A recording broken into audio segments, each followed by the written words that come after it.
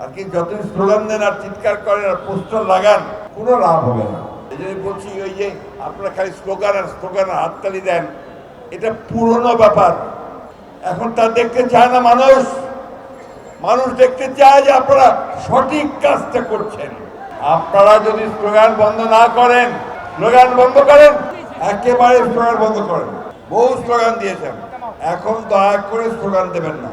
আজকে আমাদের এখানে মুগ্ধের বাবা আছে, আমাদের এখানে জাফরের মা আছে, যারা তাদের সন্তানকে হারিয়েছে এই 1 বছর আগে ফ্যাসিস্ট বিরোধী আন্দোলনে। এই একজন দুজন নয়, শত শত প্রাণ গেছে এই বিগত 1 বছর এবং তারও আগে 15 বছরে। প্রাণগুলো কেন দিয়েছে যারা? আপনারা শুনলেন যে জাফরের মা বলছে যে আমার ছেলে খুব ভালো ছাত্র ছিল, ইঞ্জিনিয়ার হওয়ার শখ ছিল, ইচ্ছা ছিল, সেই হিসাবে পড়াশোনা করে। মুগ্ধের কথা আপনারা সবাই জানেন, সে নিজে যারা আন্দোলন করছিল তাদের মধ্যে পানি বিলি করছিল, বারবার করে বলছিল পানি লাগবে, পানি লাগবে। এত তাড়াতাড়ি ভুলে যাবেন না। এই 1 বছরের মধ্যে হাত তালি দিয়ে এটা ভুলে যাবেন না। প্লিজ মনের মধ্যে একটু আবেগ আনেন, কষ্ট আনেন। এই যারা প্রাণ দিল আমাদের জন্য। সব মশার বিরুদ্ধে সুরক্ষা দিতে এলো বসুন্ধরা এক্সট্রিম অ্যারোসল। মশার বিরুদ্ধে এক্সট্রিম সুরক্ষা আপনার বাংলাদেশের জন্য, আপনার বাংলাদেশকে একটা সুখী সুন্দর ভবিষ্যৎ গড়ে তোলার জন্য তাদের কথা একবার ভালো করে মনে করেন। এই বোধটা যদি আপনার ভিতরে না আসে, এই অনুভূতি যদি না আসে, তাহলে তো আপনি এই দেশের জন্য কিছু করতে পারবেন না। আর কি যতই স্লোগান দেন আর চিৎকার করেন আর পোস্টার লাগান, কোনো লাভ হবে না।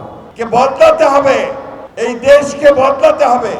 আমাদের যে সমস্ত শাসকেরা, আওয়ামী ফ্যাসিস্টেরা, হাসিনারা, যা আমাদের দেশকে ধ্বংস করেছে, তাদের প্রতি ঘৃণা তৈরি করে।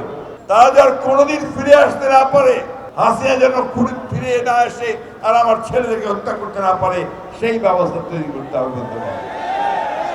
সেই জন্য বলছি, ওই যে আপনারা খালি স্লোগান আর হাততালি দেন, এটা পুরনো ব্যাপার। এখন তা দেখতে চায় না মানুষ। মানুষ দেখতে চায় যে আপনারা সঠিক কাজটা করছেন। মানুষ দেখতে চায় যে আপনারা বাংলাদেশের ভালো কিছুর জন্য আপনারা কাজ করছেন। বিশেষ করে তরুণ ছেলেদেরকে বলবো, তোমরাই তো লড়াইটা করেছো, তোমরাই তো 5 তারিখে উত্তরায় হাজার হাজার লাখো মানুষ ছেলে একসাথে বের হয়েছো, গুলি হয়েছে, গুলির মুখে দাঁড়িয়েছো। দাঁড়াওনি? দাঁড়িয়েছো তোমরা কে? তাহলে সেই বোধটাকে নিয়ে আসো যে আমাদেরকে এখন নতুন একটা বাংলাদেশ তৈরি করতে হবে।